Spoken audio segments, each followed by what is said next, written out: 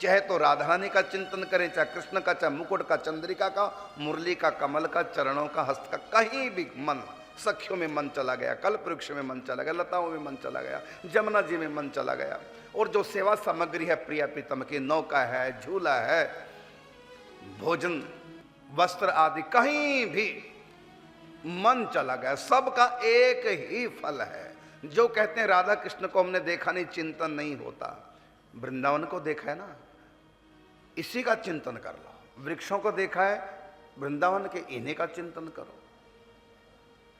108 कुटिया का ही चिंतन करते रहो। मरते समय मन 108 कुटिया में आ गया, यमदूत छोड़ देगा, पापी भी क्यों ना हो, क्योंकि अंत में मन कहां गया? 108 कुटियों में। ये तो देखिए ना 108 कुटिया। लाडली जी के दर्शन तो किए ना मंदिर में, वही चिंतन कर लो। बिहारी जी के श्री राधा वल्लभलाल जी का चिंतन कर लो, मंदिर का चिंतन कर लो, वृंदावन की गाय का चिंतन कर लो, गायों के गोबर का चिंतन कर लो।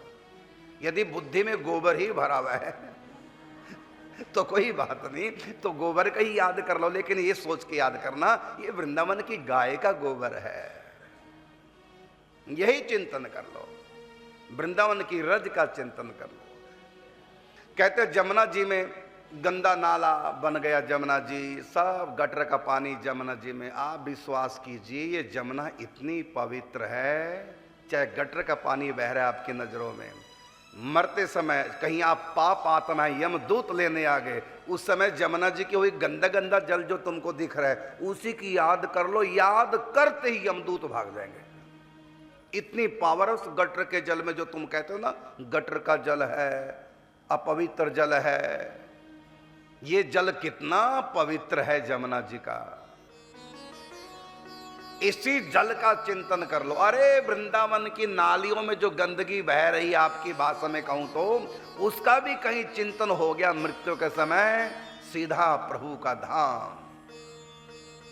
वृंदावन के सूअर की याद कर लो, वृंदावन के कुत्ते की याद कर लो। जो रात को सोने नहीं देते मच्छर, उन मच्छरों की याद करके भी कोई मर जाए, वृंदावन के मच्छर की याद, तब भी सीधा भगवत धाम, गोलोक धाम, निकुंज धाम की प्राप्ति हो जाएगी। यहां का सब कुछ कितना पवित्र है, पवित्र से भी आगे।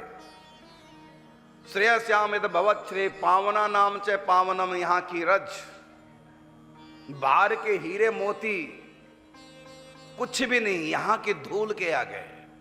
यहां तक कि भट्ट जी ने तो कहा वृंदावन से बाहर यदि कृष्ण मिलते हों, एक तरफ वृंदावन से बाहर कृष्ण है और एक तरफ वृंदावन की रज है, दोनों में से किसको चाहोगे?